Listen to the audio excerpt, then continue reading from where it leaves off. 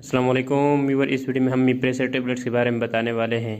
मीप्रेसर tablets अभी हमारे पास 100 mg की पड़ी हुई है, इसमें 50 mg भी आती है।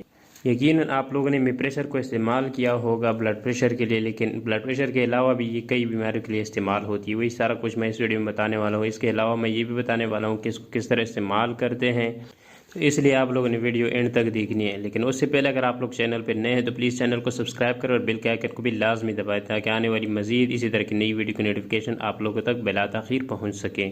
व्यूअर्स, बात स्टार्ट करते हैं मीप्रेसर टेबलेट्स के बारे में। मीप्रेसर टेबलेट्स में मीटोप्रालोल पड़ी हुई है जो कि बीटा ब्लॉकर है। जिस तरह आप सब लोग जानते ही हैं कि ये हाई ब्लड प्रेशर के लिए इस्तेमाल होती है, लेकिन इसके साथ साथ ये एंजाइना पेक्टोरस और मायोकार्डियल इन्फेक्शन में भी इस्तेमाल होती है। एंजाइना पेक्टोरस और मायोकार्डियल इन्फेक्शन क्या चीज़ है?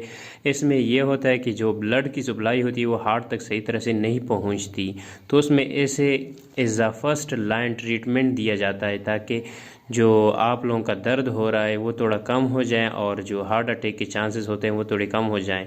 और उसके बाद आप लोगों को फ़ौरन किसी भी करीबी हॉस्पिटल में जाना पड़ता है ताकि आपका फ़ौरी से इलाज हो सके।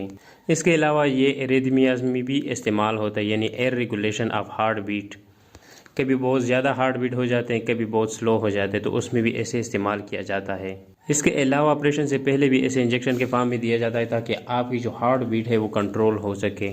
इसके अलावा ये माइग्रेन में भी काफ़ी हेल्पफुल है, यानी कि अगर किसी को हाथ सर का दर्द है तो वो भी इसको इस्तेमाल कर सकते हैं।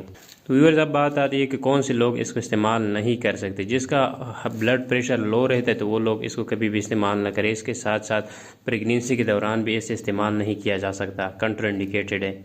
इसके अलावा बाकी जितनी भी बीटा ब्लॉकर जिसके पीछे लोल लोल आता है, अगर उससे आपको हाइपर सेंसिटिविटी है तो इसको भी आप कभी भी इस्तेमाल ना करें।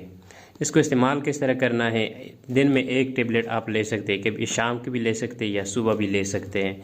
अगर उससे कंट्रोल ना हो तो आप 2 टेबलेट भी ले सकते हैं, लेकिन 200 mg से कभी भी इससे ज़्यादा ना करें। तो व्यूअर्स, ये थी आज की वीडियो। उम्मीद करता हूँ आप लोगों को पसंद आई होगी। पसंद आई तो वीडियो को लाइक करें, चैनल को सब्सक्राइब करना मत भूलें। तो मिलते हैं नेक्स्ट वीडियो में, तब तक के लिए मुझे इजाज़त दीजिए। अल्लाह हाफिज़।